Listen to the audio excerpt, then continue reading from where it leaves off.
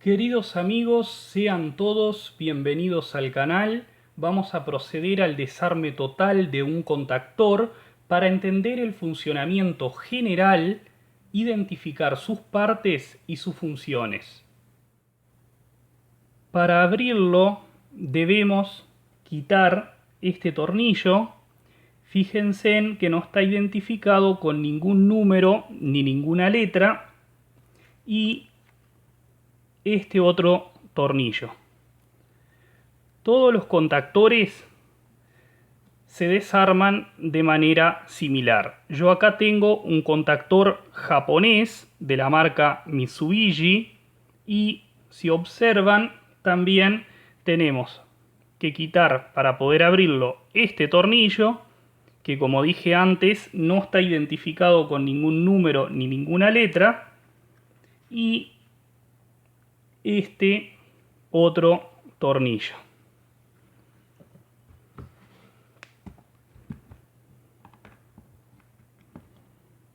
Vamos a proceder a quitarlos.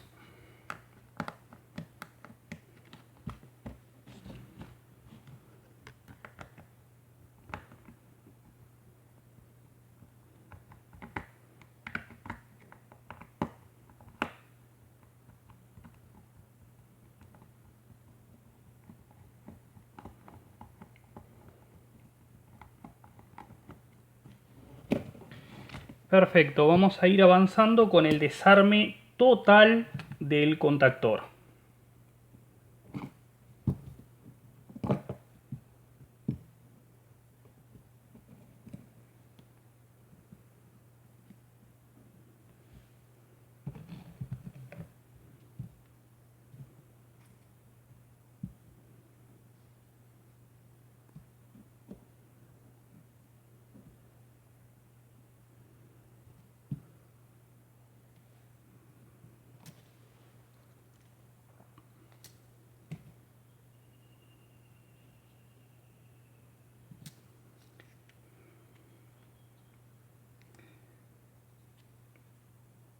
Para desarmar esta parte vamos a comenzar quitando los cubrebornes, que se quitan de esta manera, ¿sí?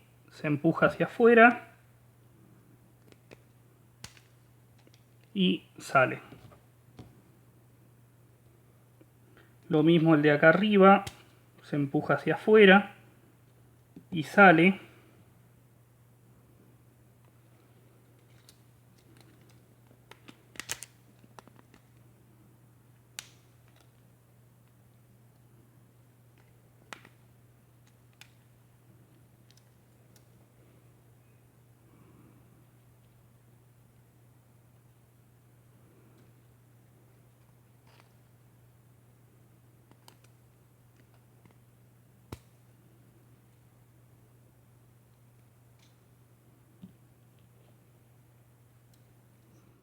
Bien, para quitar los contactos con los bornes debemos desatornillar prácticamente por completo los tornillos.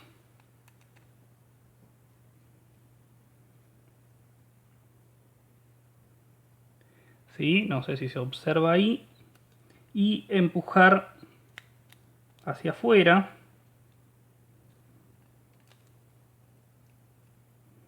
Y ya nos queda acá el contacto con su correspondiente borne.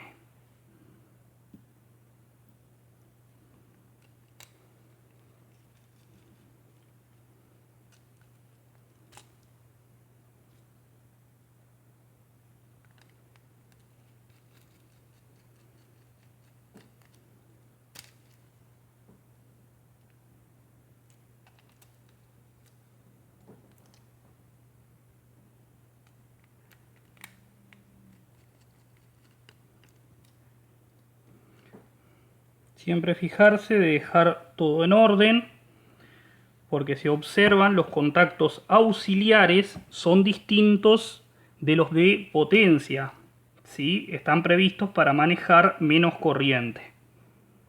No sé si se llega a ver.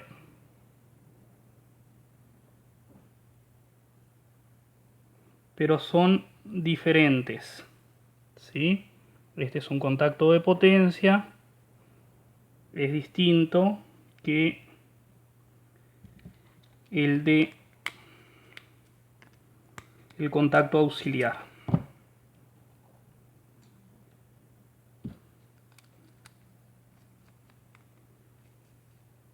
Vamos quitando ahí todos los contactos.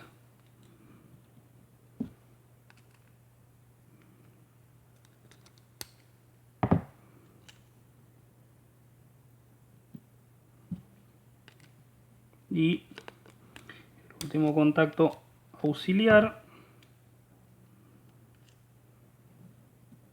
¿Sí? Al hacer eso se va a liberar la armadura, ¿sí? Con la otra mitad de los contactos.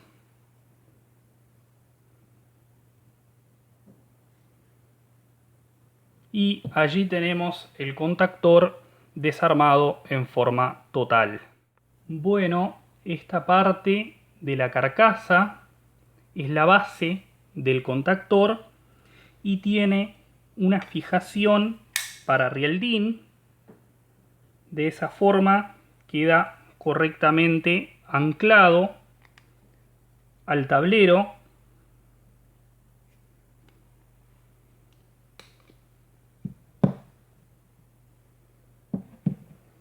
Acá tenemos una base de goma, un anclaje, el núcleo de material ferromagnético compuesto de un conjunto de chapas matrizadas, ¿sí? En forma de E, y las espiras de sombra, que son esta y esta, encargadas de evitar vibraciones y sonidos en el contactor. El núcleo está encargado de concentrar el flujo magnético y amplificarlo. Acá tenemos la bobina encargada de producir el campo electromagnético. Acá tenemos un resorte cuya función es devolver la armadura al estado de reposo, ¿sí? Desplazar la armadura una vez que la bobina deje de estar energizada. La armadura, si observan, no tiene espiras de sombra, pero sí tiene un conjunto de chapas matrizadas, igual que el núcleo, encargado de cerrar el circuito magnético, ¿sí? Encargado de cerrar el circuito magnético con el núcleo. También tiene parte de los contactos y bueno, una parte plástica con este anclaje que sirve para la vinculación con contactos auxiliares. Acá tenemos la otra parte de los contactos con su correspondiente borne. Acá tenemos protectores de bornes, ¿sí? Cubrebornes. Y acá tenemos la otra parte de la carcasa encargada de cubrir la armadura. Ahora vamos a ver el funcionamiento general del contactor. El núcleo de material ferromagnético se encuentra fijado a la base del contactor. No se mueve, junto con la bobina, ¿sí? Que también se encuentra fijada a la base del contactor. Sobre esta va el resorte y acá va la armadura con la parte móvil de los contactos. Fíjense en que los contactos tienen una parte fija, ¿sí?, que va en la carcasa junto con el borne, ¿sí?, que no se desplaza, y una parte móvil que está vinculada con la armadura. Cuando energizamos la bobina del contactor, la misma produce un campo electromagnético que atrae la armadura, ¿sí? Quedan pegadas las chapas matrizadas de la armadura junto con las chapas matrizadas del núcleo, cerrando el circuito magnético.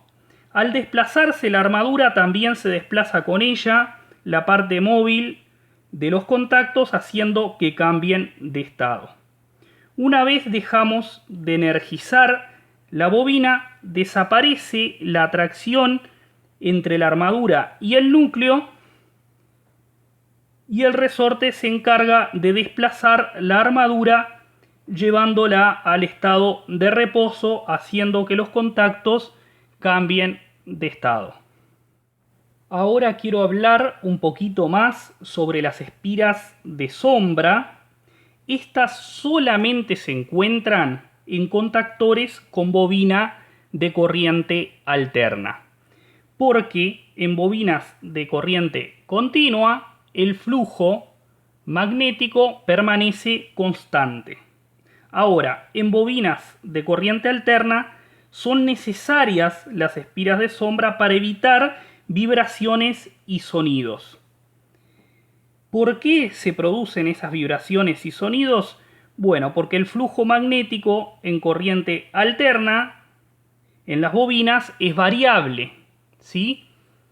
El mayor problema se produce cuando la sinusoide pasa por cero, ¿sí? Cuando la sinusoide pasa por cero, la armadura tiende a separarse porque desaparece por un instante, digamos, la atracción entre el núcleo y la armadura.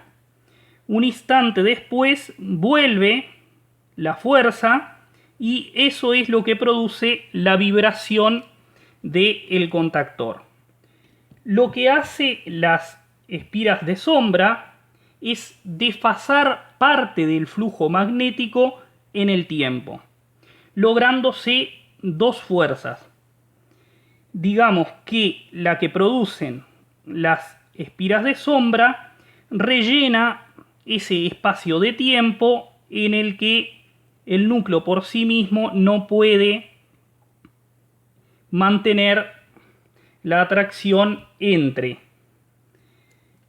el mismo y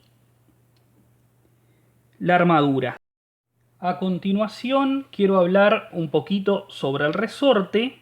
Este está diseñado de forma tal que ejerce una fuerza muy específica sobre la armadura, ¿sí?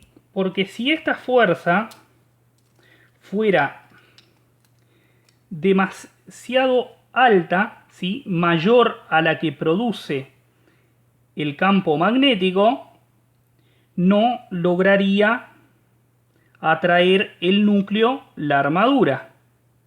Y si la fuerza de este resorte fuera muy débil, no se lograría abrir los contactos con la suficiente velocidad y se produciría el daño de estos. Recuerden que los contactores manejan en sus contactos de potencia corrientes muy importantes. Amigos, por último vamos a proceder al reensamble del contactor.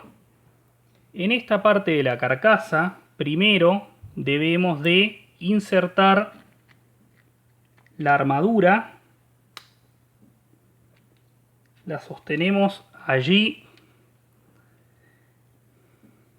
en esa posición, y vamos colocando cada uno de los contactos en su lugar. Recuerden que no deben confundir los contactos de potencia con los contactos auxiliares. Son diferentes. Si los observan, la superficie del contacto de potencia suele ser lisa y la superficie del contacto auxiliar no. Lo insertamos en su lugar. Esto puede ser un poquito dificultoso al principio. Ahí está. Y atornillamos un poquito para que se quede. Y así vamos con todos los contactos.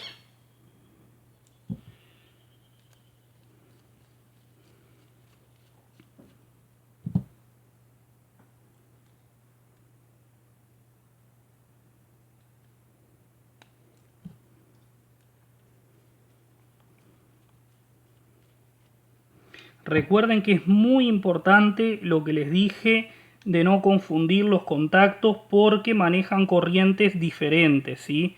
Los contactos auxiliares suelen manejar corrientes de no más de 5 amperes, mientras que los contactos de potencia pueden manejar corrientes muchísimo mayores.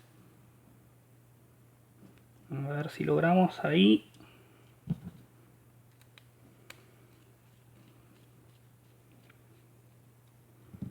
Bien, ahora los del otro lado.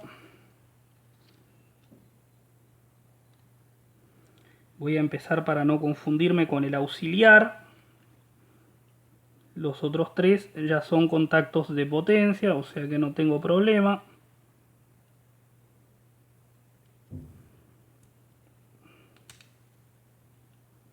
Tiene una ranura por la que tiene que correr.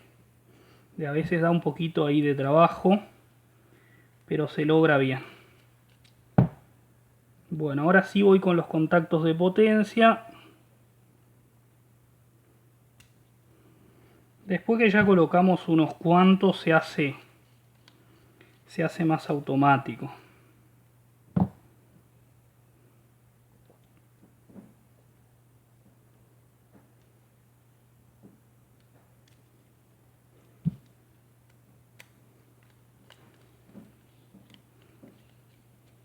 Bueno, y queda el último contacto.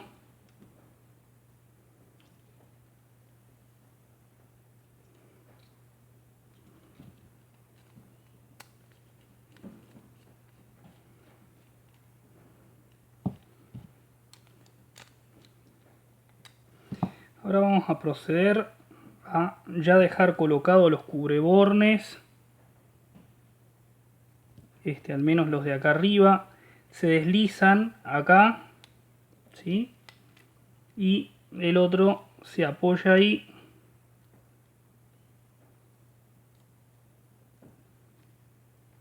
Y se desliza y quedan ahí agarrados. Bueno, ahora vamos a la base del contactor, colocamos esta goma, ¿sí? Que va ahí en el fondo.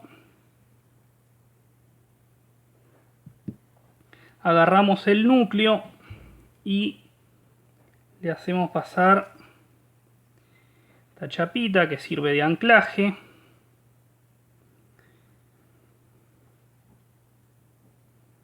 ¿Sí? Y no sé si se llega a ver, va en el fondo. Simplemente empujamos hacia abajo y queda en su lugar. Ahora va la bobina. Hay una única forma en la que encastra, al revés no. Tiene que ir todo quedando en su lugar. El resorte, ahora sí vinculamos estas dos partes. Vieron que todo encastra perfecto en su lugar sin forzar. Atornillamos.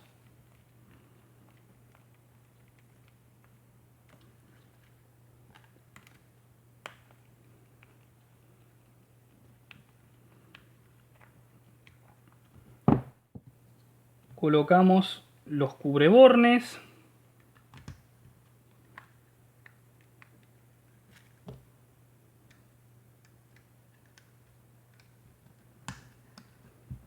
Y listo, quedó el contactor tal cual como lo recibimos al principio.